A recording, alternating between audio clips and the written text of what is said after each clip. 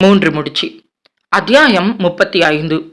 தன் அறையில் அமர்ந்து இருந்த அஸ்வினி முன்பு இருந்த யாழினி, அக்கா இதை இங்க போடு என்று அவள் சொல்லிக் கொண்டு இருக்க, அவள் பக்கத்தில் ஒரு பக்கம் ராகுல், மறுபக்கம் அவள் தம்பி மதன் என்று என்று இருவரும் இரு பக்கமும் அமர்ந்து இருக்க, அவர்களை பார்த்தபடியே தன் கையில் இருந்த தாயக்கட்டையை உருட்டிவிட்டாள். அது விழுந்தது 12 என்று சொல்லவும், அதை பார்த்ததும் அக்கா இப்ப 3 விழுந்தா மட்டும்தான் உனக்கு ஆட்டையே என்று சொல்ல, ஐயோ இப்ப என்ன பண்ணுறது என்று அவர்கள் சிரித்தபடி மீண்டும் அந்த தாயக்கட்டையை கையில் எடுத்து நன்றாக உருட்டிவிட, அதுவோ 6 என்று காட்டியது. அக்கா உனக்கு செம்ம வேட்டப்போ என்று யாழினி சொல்லி கொண்டு இருக்க, நோனோ 2 தான் விழணும் என்று ஒரு பக்கம் மதன், மற்றொரு பக்கம் ராகுல் இருவரும் 2 விழுந்து விட வேண்டும் என்று கடவுளை வேண்டிக் கொண்டு இருக்க, டேய் என்று இருவரையும் மிரட்டியபடியே மீண்டும் தாயக்கட்டையை உருட்டிவிட்டாள் அஸ்வினி.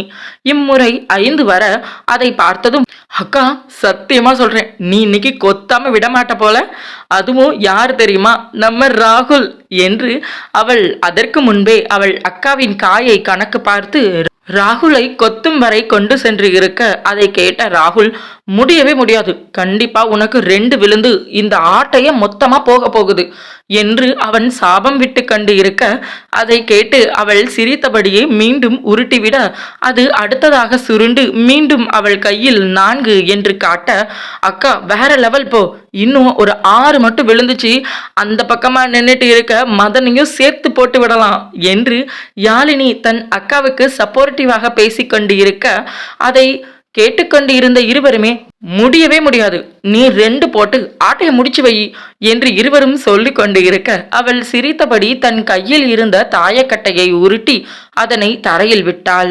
6, 5, 4 என்று சென்று கொண்டு இருந்தது.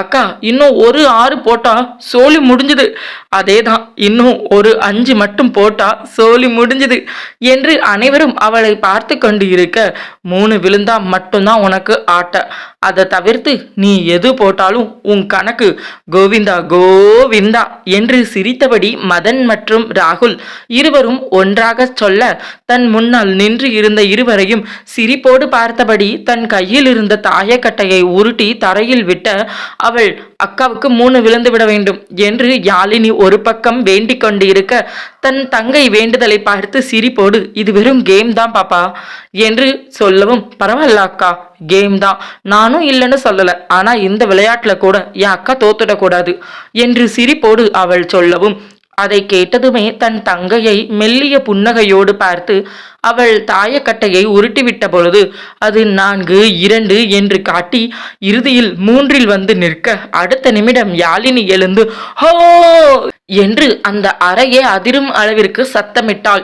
நோ என்று அங்கு இருந்த அனைத்து காய்களையும் களைத்து ராகுல் மதன் இருவரும் விளையாட்டை மொத்தமாக களைத்துவிட, அதில் யாழினி இருவரின் தலையிலும் நங்கு நங்கு என்று கொட்டிவிட, அவர்களின் சேட்டையை பார்த்து அஸ்வினி வாய் விட்டு சிரித்து கொண்டு இருந்தாள்.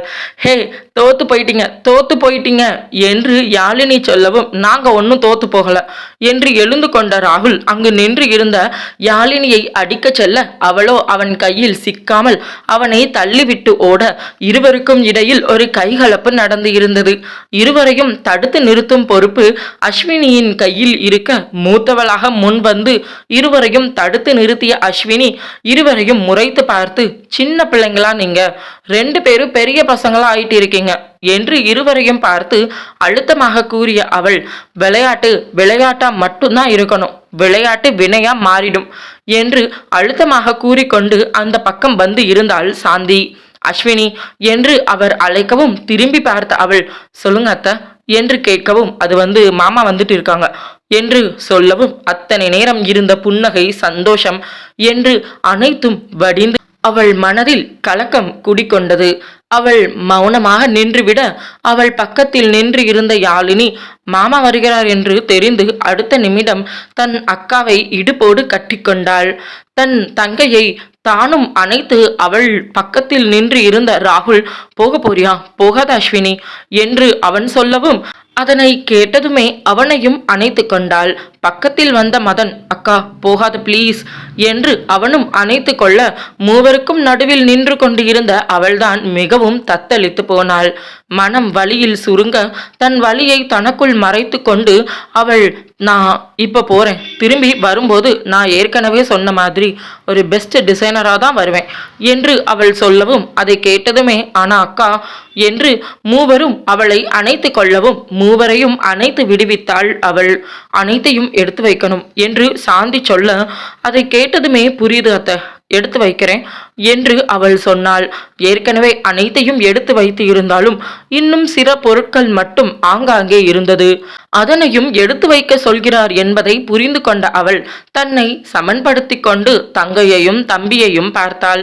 ராகுல் அவளது மாமாவின் மகனாகவே இருந்தாலும் அவளை பொறுத்த வரைக்கும் அவனும் தம்பிதான். அவன் தம்பி மதன் போலவே. அதனாலேயே அவன் மீது ஒரு நல்ல அன்பு இருந்தது. எப்பொழுதும் சண்டைகள் வரத்தான் செய்யும். ஆனால் அதை தாண்டிய பாசம் அவர்கள் நால்வருக்கும் இடையில் இருந்து கொண்டு இருந்தது. இன்று அவர்களை பிரிய முடியாமல் தவித்து கொண்டே நின்று இருந்தாள் அவள்.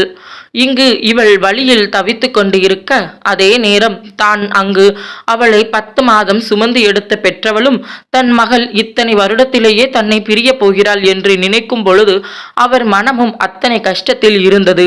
தன் கண்கள் கலங்கியபடி இருக்க அதனை துடைத்தபடி தன் வேலையை செய்து கொண்டு இருந்தார் மங்களம். அவரின் அருகில் வந்து இருந்த கஸ்தூரி, எதுக்குடி இப்ப அழுகிற, பொம்பளை பிள்ளை எப்ப இருந்தாலும் போய்தாகணும் என்று சொல்லவும் அதை கேட்டதுமே, ஆனாலும் இவ்வளவு சீக்கிரம் போகணுமா மதினி என்று வருத்தத்துடன் கேட்டாள் மங்களம். என்ன பண்ணுறது, அவ தலையெழுத்துல எழுதியிருக்கும் போல, விடு என்று கஸ்தூரி சொல்லவும் அதை கேட்டதுமே, முடியல மதினி, அவளை என்னால் முடியல என்று அவர் கஷ்டத்தோடு சொல்லவும் அதை கேட்டதுமே, இப்ப என்னதான் பண்ண சொல்லுற, நம்ம பிள்ளைங்க நம்ம வீட்டில் வச்சுக்கிட்டே இருக்க முடியுமா, கடைசி வரைக்கும் என்னைக்கா இருந்தாலும் போய் தானே ஆகணும், நம்ம அஸ்வினி இன்னைக்கு சீக்கிரமா போக போறா, அவ்வளவுதான் என்று கஸ்தூரி சொல்லவும் அதை கேட்டதுமே அவர் கண்கள் வழியாக வழிந்த கண்ணீரை துடைத்து கொண்டார்.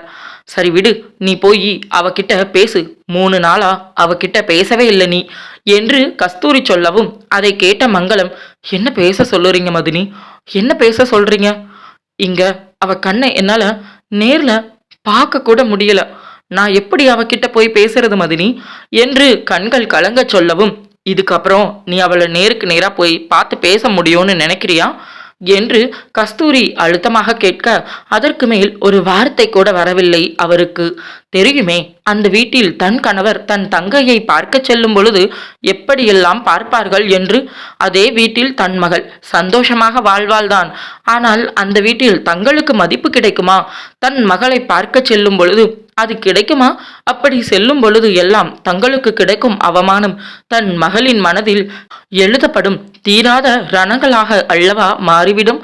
அதனை நினைத்து கொண்டு கண்களை துடைத்து கொண்ட அவர், இப்ப என்ன பண்ணுறது மதினி என்று கஸ்தூரியிடம் மங்களம் கேட்கவும், ஒன்றும் பண்ண முடியாது, நீ போய் பொண்ணுக்கிட்ட பேசு, அவகிட்ட பேசி அங்க எப்படி நடந்துக்கணும் ஓரளவுக்கு சொல்லி, என்னதான் இருந்தாலும் நம்மளும் சொல்லி அனுப்பணும் இல்ல, நாளை பின்ன ஏதாவது நம்ம பாப்பாவை தான் சொல்லுவாங்க என்று கஸ்தூரி சொல்ல, கஸ்தூரி கூறுவதும் சரி என்று தோன்றி இருந்தது மங்களத்திற்கு.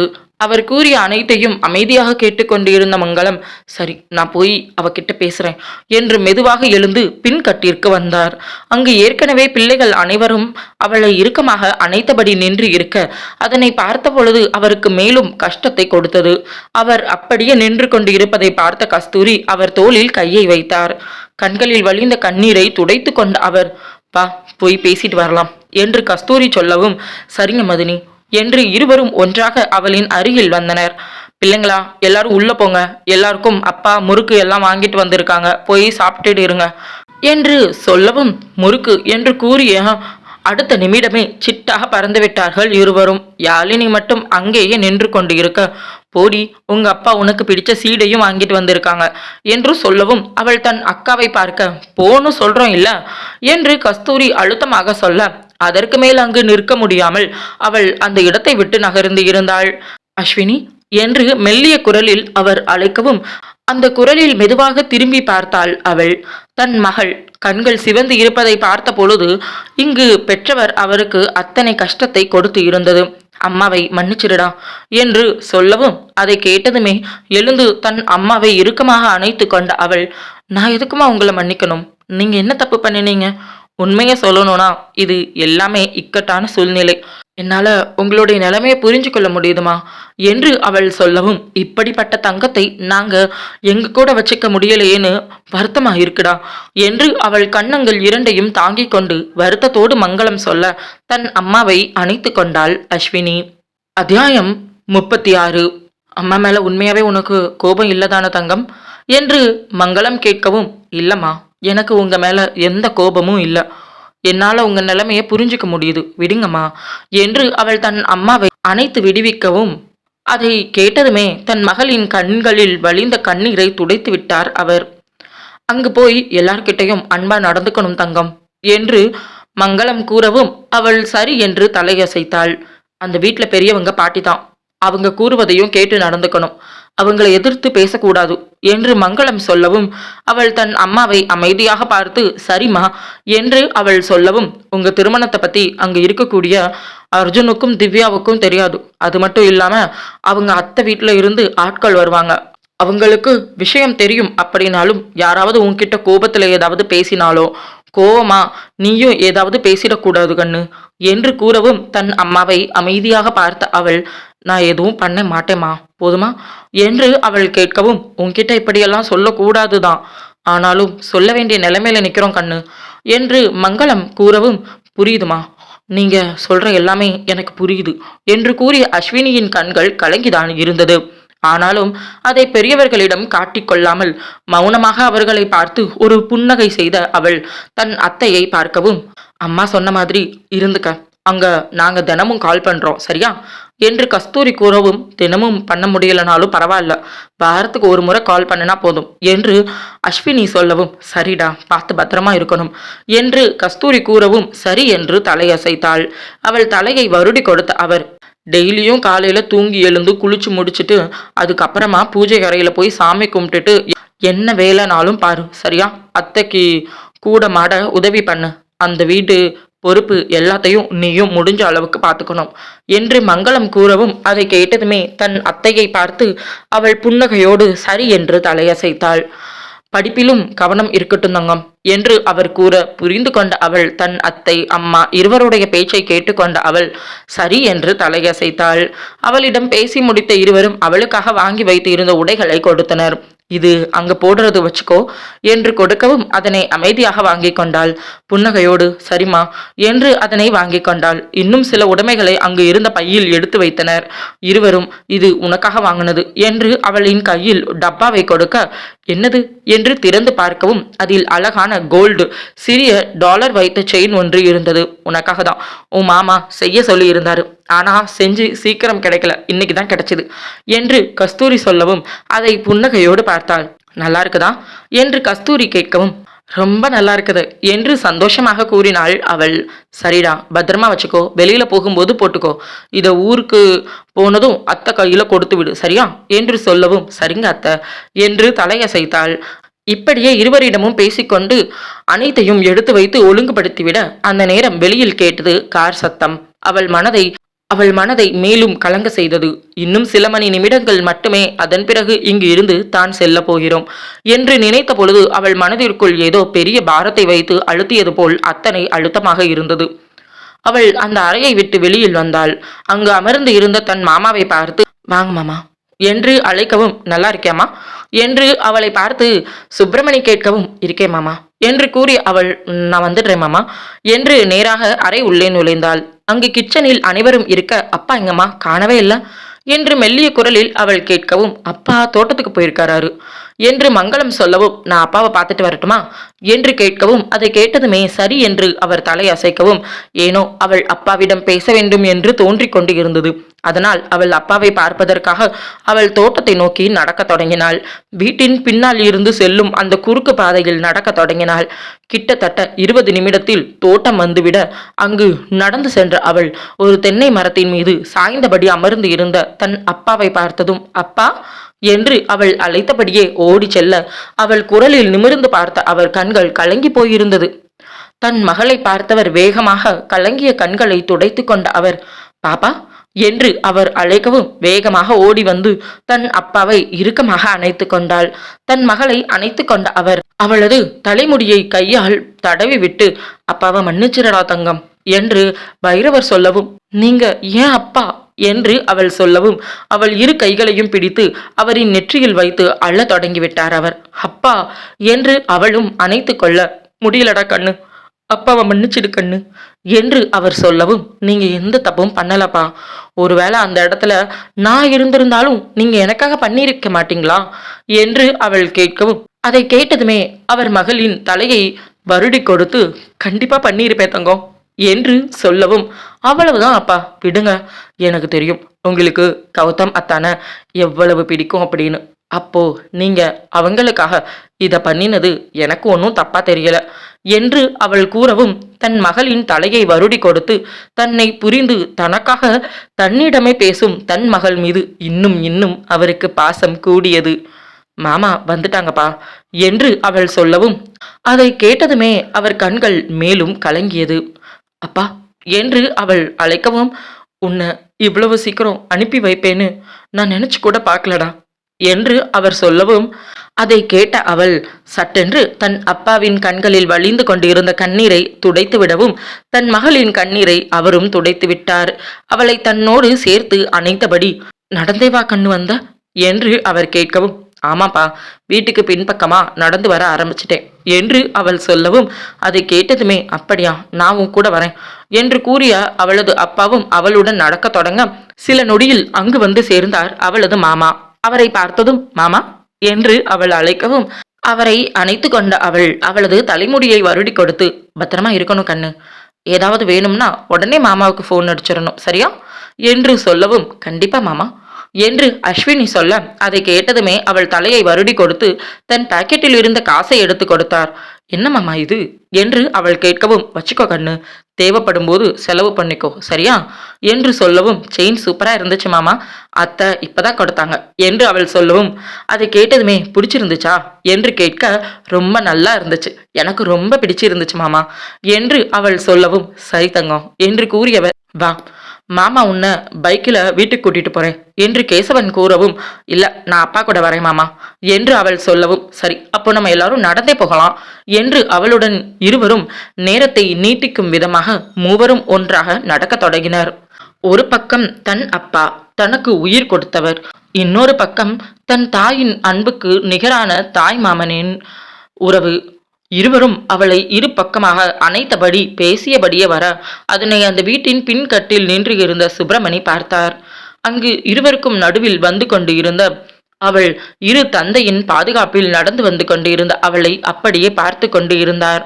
அவர் இவளை தன் வீட்டிற்கு அனுப்புவதற்கு காரணம் தன் மகன் மீது அவர்கள் கொண்ட பாசம் என்பதை உணர்ந்து கொண்ட சுப்பிரமணி, கண்டிப்பாக இவளை தன் வீட்டில் பத்திரமாக பார்த்து கொள்ள வேண்டும் என்ற எண்ணத்தோடு அவளை பார்த்து கொண்டு இருந்தார்.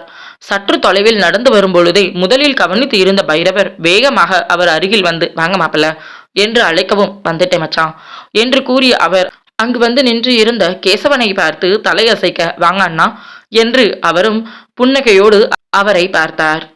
இருவரும் பேசியபடியே அந்த வீட்டின் உள்ளே நுழையவும் அவர்களோடு அஸ்வினியும் உள்ளே நுழைந்தாள். அந்த அறை உள்ளே அவள் எல்லாத்தையும் எடுத்து வச்சாச்சு பாப்பா என்று அவள் அத்தை சாந்தி அங்கு வந்து நிற்கவும், அதை கேட்டதுமே சரி என்று தலையசைத்தாள்.